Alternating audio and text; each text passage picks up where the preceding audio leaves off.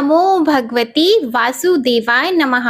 आप सभी का हमारे चैनल आध्यात्मिक सागर में हार्दिक स्वागत है। आज मैं आप सभी के समक्ष आषाढ़ मास महात्म्य का अध्याय 24 प्रस्तुत करने जा रही हूँ। आषाढ़ मास महात्म्य के प्रथम 23 अध्याय हमारे चैनल पर अपलोडेड हैं। आप उन्हें प्लेलिस्ट में जाकर सुन सकते हैं। तो आइए शुरू करते हैं आषाढ़ मास महात्म्य का अध्याय 24। इस अध्याय में राजा सत्राजित की कथा और भद्र नामक ब्राह्मण की कथा का वर्णन है। ब्रह्मा जी भगवान विष्णु से कहते हैं कि हे विष्णु जी, ययाति के वंश में सत्राजित नामक एक बड़ा प्रतापी राजा हुआ और सप्त द्वीपवती पृथ्वी का राज्य करता था। उसके राज्य में पुराण जानने वाले यों कहते थे कि जहाँ तक सूर्य का उदय और अस्त होता है वहाँ तक सत्राजित का ही राज्य है। उसके राज्य में अन्यायी, अशक्त, अदाता और पापी पुरुष कोई नहीं था। उस राजा के स्वभाव से ही सूर्य नारायण में परम भक्ति थी।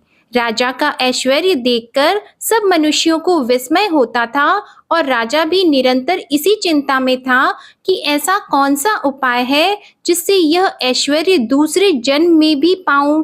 जब विचार करते करते कुछ निश्चय न हुआ तब अर्वावसु आदि धर्मज्ञ और शास्त्रवेत्ता ब्राह्मणों को बुलाकर भली भांति उनका पूजन करके आसन पर बैठाकर प्रार्थना की कि महाराज, जो आप मेरे ऊपर अनुग्रह हो तो मैं पूछता हूँ, आप वह बताएं। राजा का यह वचन सुनकर ब्राह्मणों ने कहा कि महाराज, जो आपके हृदय में संदेह हो वह पूछिए, हम निवृत्त करेंगे। हमारा आपने सदा पालन पोषण किया है। ब्रह्मा जी संतुष्ट हो। एक तो विद्या पढ़े, धर्म के संदेह हरे, अधर्म से निवारण करें और हित उपदेश दे, यह ही ब्राह्मणों का काम है। आपकी जो इच्छा हो वह पूछिए।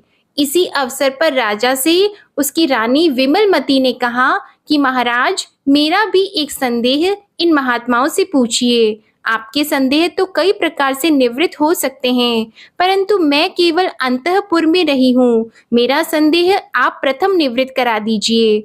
यह सुनकर राजा ने कहा कि हे प्रिय, कहो क्या पूछना चाहती हो, प्रथम तुम्हारा ही संदेह पूछेंगे। तब रानी बोली कि महाराज, मुझे यह संदेह है कि पहले भी बहुत राजा हुए हैं, परंतु आपके समान किसी का ऐश्वर्य नहीं हुआ। यह कौन से कर्म का फल है और मैंने कौन सा उत्तम कर्म किया था जिससे आपकी रानी हुई, यह आप मुझे बता दीजिए। भार्या का यह वचन सुनकर राजा बहुत प्रसन्न हुआ और कहने लगा कि हे प्रिय, मेरे मन की बात तुमने जानी, मैं भी यही इन महात्माओं से पूछना चाहता हूँ। यह रानी से कहकर राजा विनय से मुनियों से पूछते हैं कि यह आप कथन करें कि मैं पूर्व जन्म में कौन था और क्या कर्म किया था, तथा हमारी इस रानी ने क्या उत्तम कर्म किए जिससे हमें परस्पर अति प्रीति है। सब राजा मेरे वश में है, द्रव्य का अंत ही नहीं होता, अप्रतिहत बल है और शरीर सदा आरोग्य रहता है। मेरी इस भार्या के समान कोई नारी रूपवती नहीं है और मेरे तेज को कोई नहीं सह सकता। यह सब किस कर्म के फल है, आप त्रिकालज्ञ हैं, इसलिए कथन करें। यह सुनकर सब ब्राह्मणों ने सूर्य नारायण के परम भक्त पुरवसु से कहा कि आप इनका संदेह निवृत्त करें। पुरवसु भी सब ब्राह्मणों की सम्मति से राजा के प्रति कथन करने लगे कि महाराज, आप पूर्व जन्म में बड़े हिंसक और निर्दयी शूद्र थे, तब भी यह रानी तुम्हारी ही भार्या थी और ऐसी पतिव्रता थी कि तुम्हारे क्रूर वचनों से पीड़ित होकर भी सदा तुम्हारी कर्तव्य परायणता में रहती, परंतु तुम्हारी अति क्रूरता देखकर संपूर्ण बंधु तुमसे अलग हो गए और पिता पितामह का संचय किया हुआ धन भी नष्ट हो गया। तब तुमने खेती की, परंतु ईश्वर की इच्छा से वह भी निष्फल हुई। तब तुम अति दीन होकर औरों की सेवा करने में प्रवृत्त हुए। तुम तो अपनी स्त्री का त्याग करना चाहते थे, परंतु उसने तुम्हारा संग न छोड़ा। तब तुम दोनों कान्य कुब्ज देश जाकर सूर्य नारायण के मंदिर में सेवा करने लगे और वहां नित्य मार्जन, जल छिड़कना आदि काम तुम दोनों करते और मंदिर में जो पुराण की कथा होती वह भी श्रवण करते। तुम्हारी स्त्री ने अपने पिता की दी हुई अंगूठी कथा पर चढ़ाई और सब काल तुम्हारे मन में यही चिंता रहती थी कि यह मंदिर स्वच्छ रहे और बहुत काल तक स्थित रहे। इस भांति तुम दोनों निष्काम होकर सूर्य नारायण की सेवा करते थे और जो मिलता उसी से निर्वाह कर लेते थे। एक समय बड़ी सेना सहित कुबललाश्व राजा वहां आया। उसकी संपत्ति और हजारों उत्तम उत्तम रानियों को देखकर तुम दोनों की भी राजा बनने की इच्छा हुई और थोड़े काल के अनंतर तुम्हारा देहांत हो गया। उन सूर्य नारायण की सेवा और पुराण श्रवण के प्रभाव से तुम राजा और तुम्हारी स्त्री रानी हुई। अब जो आपको जन्मांतर में भी ऐश्वर्य की इच्छा हो तो सूर्य नारायण की भक्ति से आराधना करो। गंध, पुष्प, दीप, नैवेद्य, वस्त्र, आभूषण और भी जो पदार्थ अपने को प्रिय हो वे सब सूर्य नारायण की समर्पण करो और उनके मंदिरों में मार्जन, उपलेपन आदि कराया करो। उत्तम दिनों में उपवास करके रात्रि को जागरण करो और नृत्य, गीत, वाद्य से बड़ा उत्सव कराओ। पुराण, इतिहास आदि की कथा श्रवण करो और सूर्य भगवान के सम्मुख वेद का पाठ कराओ। इन कर्मों के करने से सूर्य नारायण भगवान प्रसन्न होकर अभीष्ट फल देते हैं। पुष्प, नैवेद्य, रन, स्वर्ण आदि से सूर्य नारायण भगवान प्रसन्न नहीं होते, केवल भक्ति से संतुष्ट होते हैं। देखो, तुमने भक्ति से मंदिर में केवल मार्जन आदि किया और तुम्हारी स्त्री ने एक अंगूठी पौराणिक को दी, उससे इतना ऐश्वर्य पाया। अब जो तुम भक्ति से सूर्य नारायण की आराधना करो और सब उपचारों से पूजन करो तो इंद्र से भी अधिक ऐश्वर्य पाओगे। अब आप अपनी रानी सहित सूर्य नारायण की आराधना में यत्न से प्रवृत्त हो जाओ, इससे सब मनोवांछित फल पाओगे। ब्रह्मा जी कहते हैं कि हे विष्णु जी, यह वृतांत सुनकर राजा बहुत हर्षित हुआ और अति विनय से परावसु के प्रति कहने लगा कि महाराजा, जैसे इंद्र पद पाकर अथवा अमर होकर पुरुष को जो आनंद होता है, वैसा आनंद आपके वचन श्रवण करके हमको हुआ है। अज्ञान रूप अंधकार में आपका वचन हमारे लिए दीपक हुआ है। हम दोनों संपत्ति के नाश की संभावना करके बहुत व्याकुल रहते थे, परंतु आपने सब संपत्तियों का बीज बता दिया है। यह भी हमने जाना है कि भक्तिमान दरिद्री भी सूर्य नारायण को प्रसन्न कर सकता है और भक्तिहीन धनवान पर भी उनका अनुग्रह नहीं होता, चाहे वह जितने रत्न, स्वर्ण आदि निवेदन करे। अब आप सूर्य भगवान की आराधना का वह प्रकार हमको उपदेश करें जिसके करने से शीघ्र ही उनका अनुग्रह हो। राजा का यह वचन सुनकर परावसु बोले कि हे राजन, अब हम सूर्य नारायण की आराधना का विधान कहते हैं जिसके करने से स्त्री पुरुष संसार सागर को पार कर जाते हैं। कार्तिक मास में नित्य सूर्य नारायण का पूजन करके ब्राह्मण को भोजन कराकर आप एक बार भोजन करें तो पूर्व अवस्था में किए हुए ज्ञात अज्ञात पापों से मनुष्य छूट जाता है। इसी प्रकार जो स्त्री अथवा पुरुष मार्गशीर्ष में एक नक्त व्रत करें, वे मध्य अवस्था में किए पातकों से मुक्त होकर और पौष मास में भी इसी विधि से एक नक्त व्रत करें तो वृद्धावस्था में किए हुए पाप से मुक्त हो जाते हैं। इस त्रिमासिक व्रत को जो पुरुष अथवा स्त्री करते हैं वे सूर्य नारायण की कृपा पात्र होते हैं और सब पापों से छूटते हैं। दूसरे वर्ष इसी भांति त्रिमासिक व्रत करें तो सब उपपातक से निवृत्त होते हैं और तीसरे वर्ष इस व्रत को करें तो सब महापाप कट जाते हैं और मनोवांछित फल पाते हैं। यह व्रत 3 मास में होता है, 3 वर्ष तक करते हैं और तीनों अवस्थाओं के 3 प्रकार के पाप हरते हैं। इससे इस सर्व पाप हर व्रत को त्रिक्रम कहते हैं। यह परावसु का वचन सुनकर राजा ने कहा कि महाराज, व्रत का विधान तो हमने सुना, परंतु भोजन कौन से ब्राह्मण को देना है यह आप कृपा करके कहें। यह सुनकर पुरवसु बोले कि हे राजा, पौराणिक ब्राह्मण को भोजन देना है। इस विषय में अरुण के प्रति जो सूर्य नारायण ने कहा वह हम आपको कहते हैं।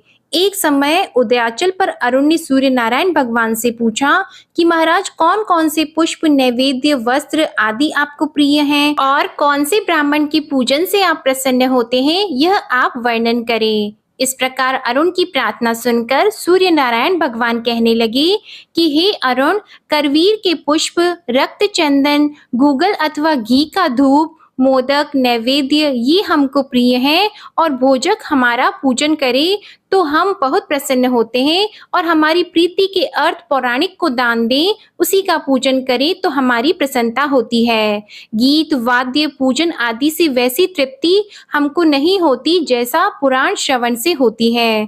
इसलिए सदा पौराणिक का पूजन करके इतिहास पुराण आदि सुने और भोजक से पूजन करें। ब्रह्मा जी विष्णु जी से कहते हैं कि हे विष्णु जी, सूर्य नारायण के मंदिर में दीप प्रज्वलित करते हैं तो यज्ञ के फल को प्राप्त होता है। कार्तिक मास में तो दीप का बहुत फल है। हे भगवान, भद्र नामक ब्राह्मण की कथा हम कहते हैं, आप श्रवण करें। महिष्मती नामक नगरी में एक नाग शर्मा नामक ब्राह्मण था। उसके 100 पुत्र हुए, जिनमें सबसे छोटे का नाम भद्र था। वह भद्र सदा सूर्य नारायण के मंदिर में जाकर दीपक जलाया करता था। एक समय उसके सब बड़े भाइयों ने कहा कि हे भद्र, एक बात हम पूछते हैं, तुम वह बताओ। तब भद्र बोला कि आप सब मेरे पिता के समान हैं, आपके प्रश्न का उत्तर मैं कैसे दे सकता हूँ, परंतु आप पूछें, जो मुझे विदित होगा वह कहूँगा। तब उसके भाइयों ने पूछा कि हम नित्य देखते हैं कि तुम पुष्प, धूप, नैवेद्य आदि कभी सूर्य नारायण भगवान के अर्पण नहीं करते और ब्राह्मण भोजन भी कभी नहीं कराते, केवल दिन और रात मंदिर में जाकर सूर्य नारायण के सम्मुख दीप जलाते रहते हो। इसमें क्या कारण है, यह तुम वर्णन करो। तब भद्र ने कहा कि इक्ष्वाकु नामक राजा के पुरोहित वशिष्ठ जी ने सरयू नदी के तट पर सूर्य नारायण का मंदिर बनवाया था और नित्य वहां गंध, पुष्प आदि उपचारों से सूर्य नारायण का अर्चन करते थे और दीप प्रज्वलित करते। विशेषकर कार्तिक मास में दीपोत्सव किया करते थे और एक समय रात्रि को सूर्य नारायण के मंदिर का दीपक शांत हो गया। मैं भी पूर्व जन्म में अनेक कुष्ठ आदि दुष्ट रोगों से पीड़ित होकर उसी मंदिर के समीप पड़ा रहता था और जो कुछ मिल जाता उससे अपना पेट भरता था। वहां के निवासी भी मुझे रोगी और दीन जानकर भोजन दे देते और एक दिन मेरी दुष्ट बुद्धि यह हुई कि रात्रि के समय सूर्य नारायण भगवान के आभूषण हर लूं। इसी विचार से मैं देखता रहा। जब से सब भोजक निद्रावश हुए तब मंदिर में धीरे धीरे घुसा तो वहां देखा कि दीपक शांत हो गया है। तब मैंने अग्नि जलाकर दीप प्रज्वलित किया और उसमें घी डालकर सूर्य नारायण के आभूषण उतारने लगा। इस अवसर पर वे भोजक जाग उठे और मुझे हाथ में दिया लिए देखा। देखते ही आकर पकड़ लिया। तब मैं भी भयभीत होकर विलाप करने लगा और उनके चरणों में गिर पड़ा। मेरी दीनता पर उनको दया आई और उन्होंने मुझे छोड़ दिया। परंतु वहां राजपुरुष यह सब चरित्र देख रहे थे। उन्होंने मुझे फिर बांधा और पूछने लगे कि हे दुष्ट, दीपक हाथ में लेकर मंदिर में तू क्यों घुसा? और यह कहकर वे मुझे ताड़ने लगे और उसी समय मेरे प्राण निकल गए। प्राण मुक्त होते ही सूर्य नारायण के गण विमान में बैठकर मुझे सूर्य लोक को ले गए। वहां मैंने एक कल्प पर्यंत बहुत सुख भोगा और फिर उत्तम कुल में जन्म पाकर तुम्हारा भ्राता हुआ। यह कार्तिक मास में सूर्य नारायण के मंदिर में दीपक जलाने का ही फल है। मैंने दुष्ट बुद्धि से आभूषण हरने के लिए दीपक जलाया, उससे यह उत्तम फल पाया कि कुष्ठी शूद्र होकर भी इस उत्तम ब्राह्मण कुल में मेरा जन्म हुआ। वेद शास्त्र पढ़े और जाति स्मर हुआ। दुष्ट बुद्धि से भी दीप जलाने का यह फल देखकर अब मैं नित्य भक्ति से सूर्य नारायण के सम्मुख दीप जलाता हूँ। हे भाइयों, आपके पूछने से यह मैंने दीप दान का संक्षेप से फल कहा है।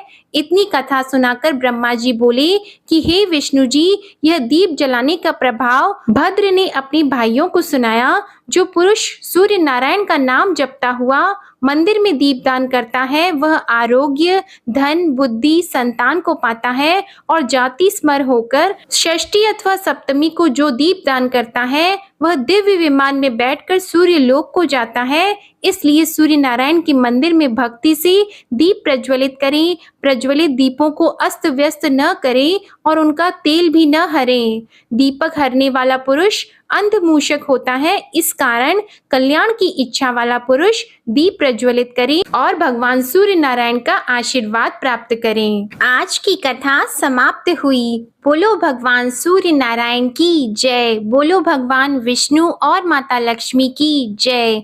ओम नमो भगवते वासुदेवाय नमः। आप सभी पर भगवान विष्णु और माता लक्ष्मी की कृपा सदा बनी रहे।